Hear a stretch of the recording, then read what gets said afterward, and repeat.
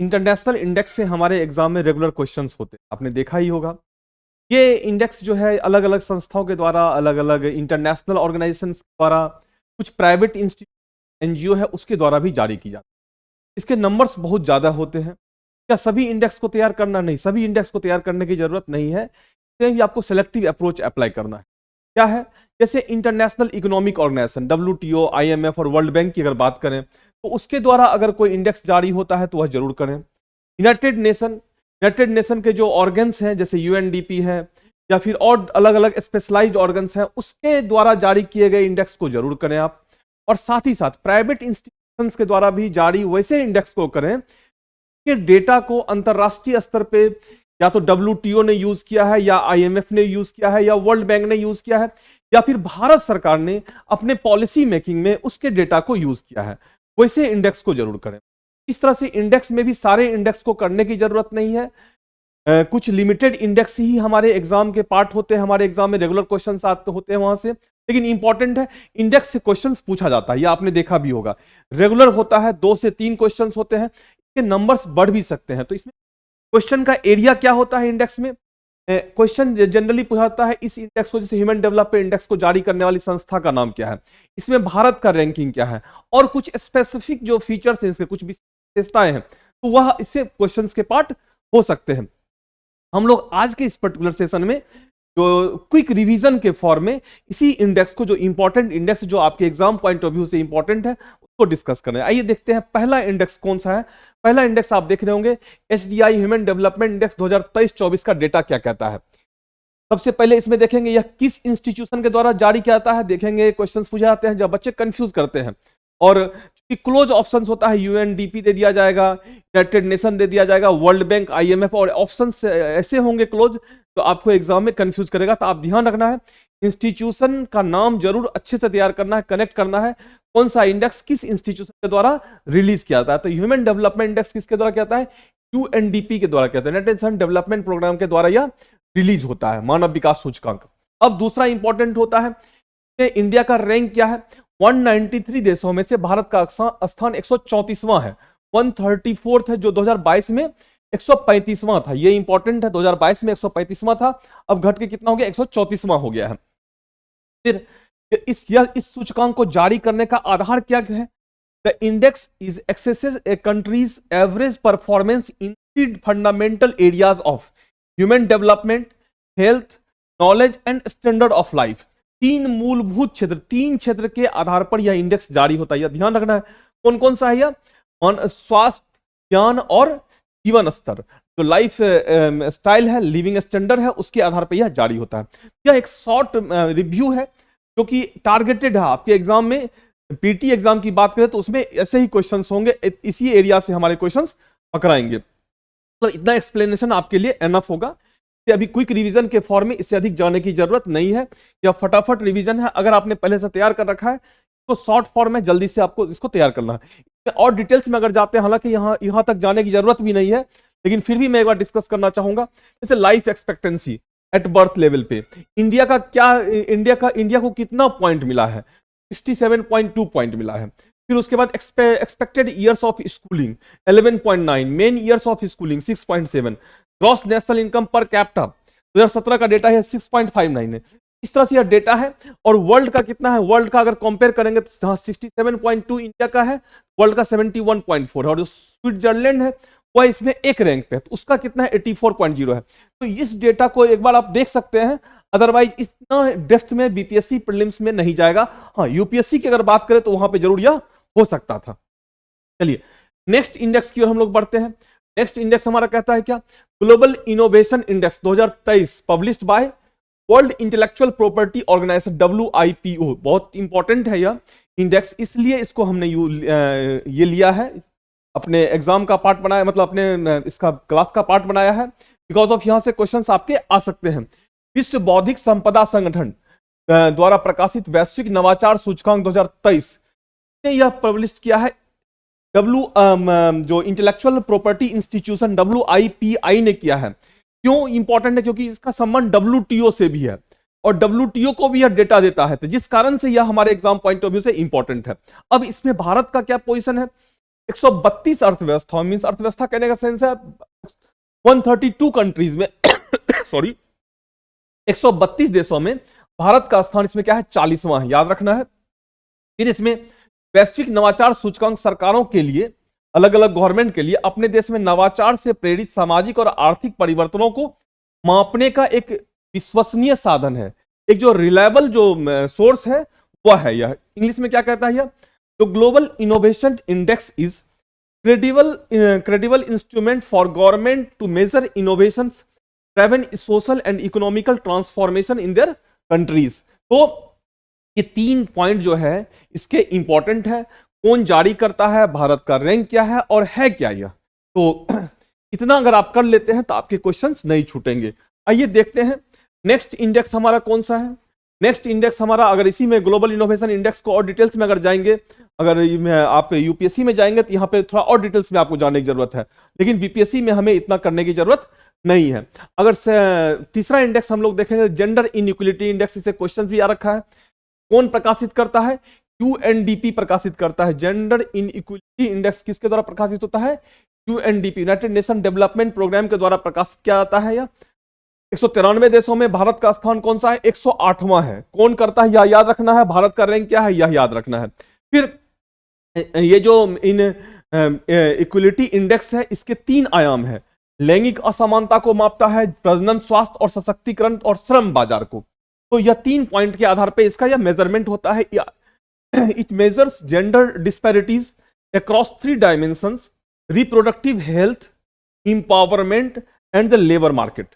3 point को आप याद रखेंगे, इस 3 आधार पे जो है जेंडर इनइक्वलिटी इंडेक्स का मेजरमेंट होता है। और कौन करता है, यूएनडीपी करता है। और भारत का रैंक क्या है। अगर इसी में आप यूपीएससी में जाएंगे तो आपको और डिटेल्ड में इंफॉर्मेशन, जो कंपोनेंट्स होते हैं उसका मेजरमेंट कैसे होता है, किस कंपोनेंट्स का कितना वेटेज होता है, ये सारी चीजें आपको देखने की जरूरत है। लेकिन बीपीएससी में हमारा इतना से काम चल जाएगा। चलिए नेक्स्ट इसके इंडेक्स की ओर हम लोग जाते हैं। वर्ल्ड हैप्पीनेस रिपोर्ट बहुत इंपॉर्टेंट है यह, क्योंकि यहां से क्वेश्चन आ भी रखा है। वर्ल्ड हैप्पीनेस इंडेक्स जो रिपोर्ट है, United nation sustainable development solution network द्वारा यह रिलीज होता है।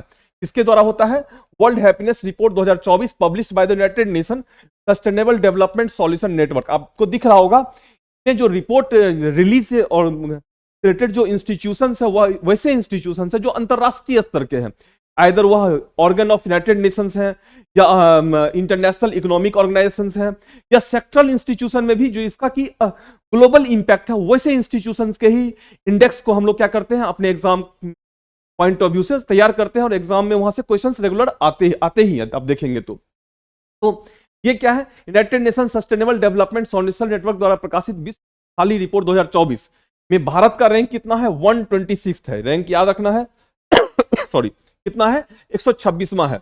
Is based on global survey data from people, based on people's assessment of their happiness align with the economic and social datas. जो economic और social data होता है उससे उसके खुशहाली को अलाइन किया जाता है और उसके आधार पर यह डेटा क्या होता है, रिलीज होता है। तो यह यूनाइटेड नेशन सस्टेनेबल डेवलपमेंट के द्वारा। और सबसे अधिक अगर हैप्पीएस्ट कंट्री वर्ल्ड में देखा जाए तो कौन है, वह फिनलैंड है। और इसके पॉइंट्स कितने हैं, 7.804 है, 7.804 है। वहीं इंडिया का पॉइंट कितना है, 4.640 है। यह पॉइंट बस इंडिया का आप याद रख सकते हैं। और सबसे हैप्पीएस्ट कंट्री जो है वह कौन सा है, वह फिनलैंड है।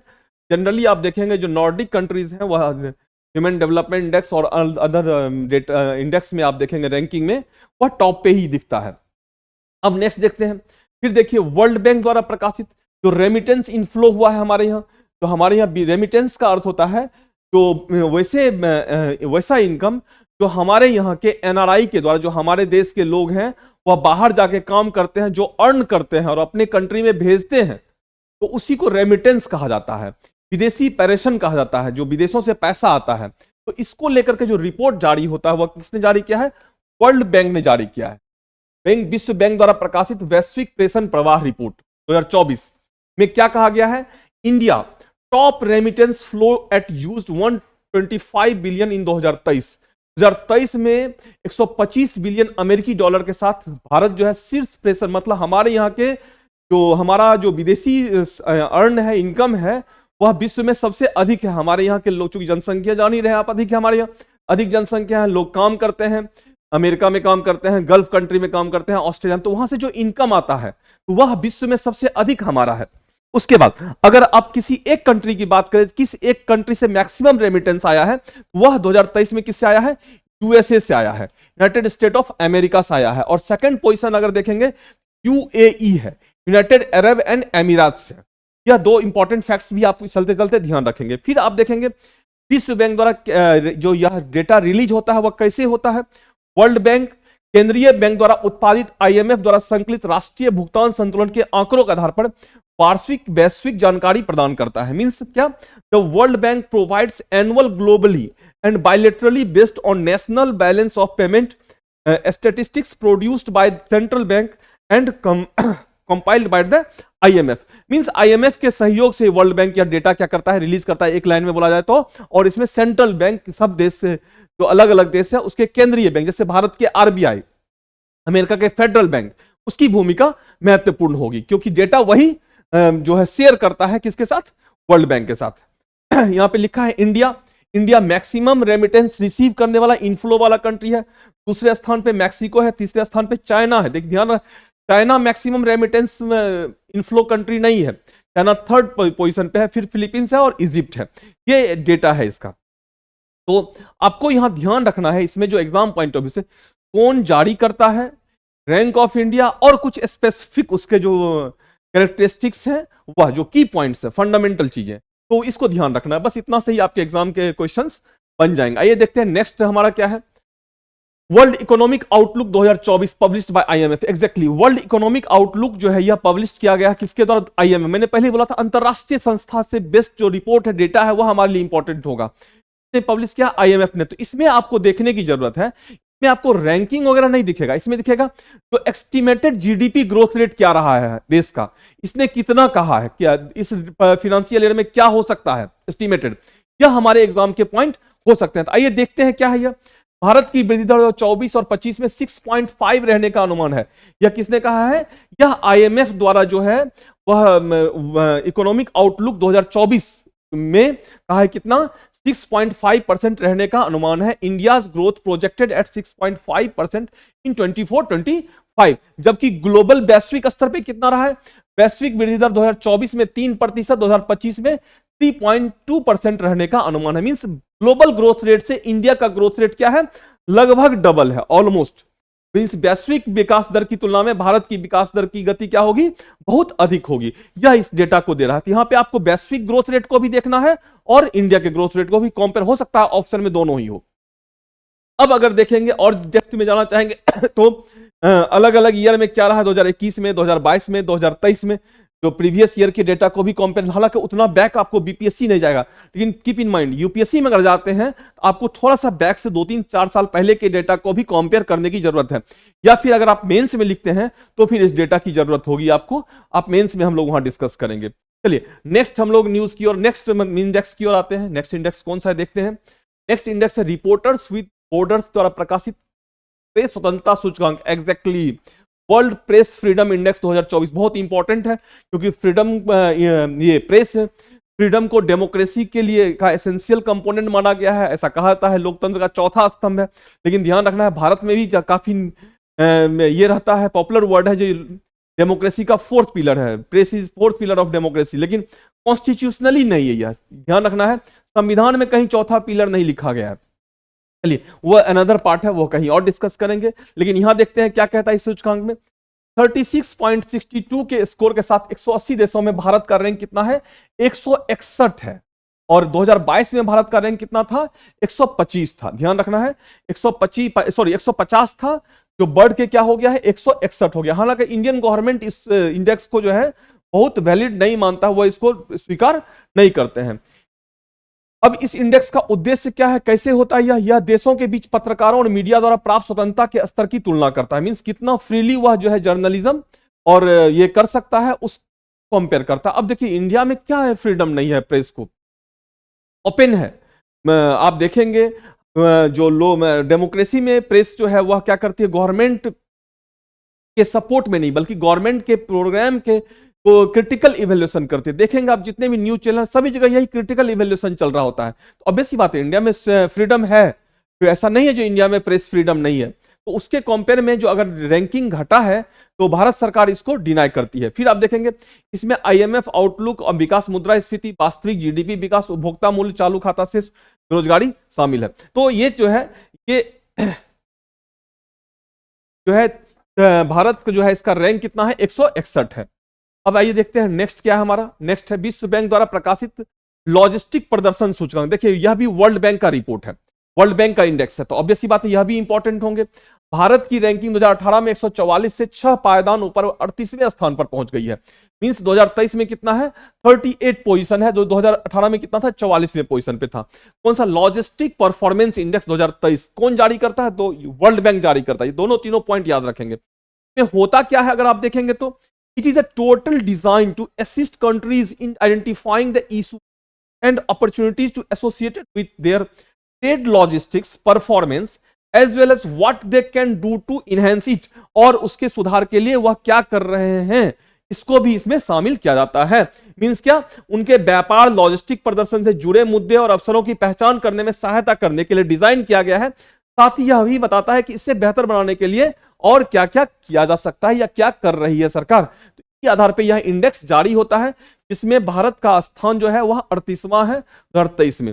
ये एक्सप्लेनेशन हम लोग मेंस में देखेंगे, ये प्रीलिम्स के लिए इतना काफी था। फिर वर्ल्ड इकोनॉमिक फोरम द्वारा WEF, यह भी इंपॉर्टेंट इंडेक्स है, द्वारा ऊर्जा संक्रमण सूचकांक जो है energy transition index 2023 published by world economic forum में भारत का स्थान कौन सा है, 67वां है, 67th है। Rank of India 67। The index compares 120 nation present energy system performance and the readiness of their enabling environment. Means 120 देशों के वर्तमान ऊर्जा प्रणाली प्रदर्शन और उनके सक्षम वातावरण की तत्परता की तुलना करता है। क्या यह एनर्जी ट्रांजिशन इंडेक्स, और यह कौन करता है, वर्ल्ड इकोनॉमिक फोरम के द्वारा। तो याद रखना है इंस्टीट्यूशन और भारत का रैंकिंग जो आपके एग्जाम पॉइंट ऑफ व्यू से इंपॉर्टेंट होंगे। आइए देखते हैं नेक्स्ट इंडेक्स क्या है।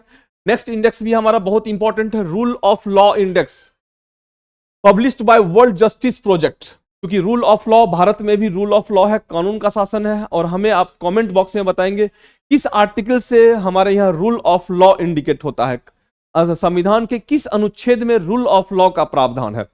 और भारत का स्थान इसमें कितना है, 79th है, 79वां है। यह सूचकांक स्वतंत्र कानून के नियम डेटा को विश्व का अग्रणी स्रोत है।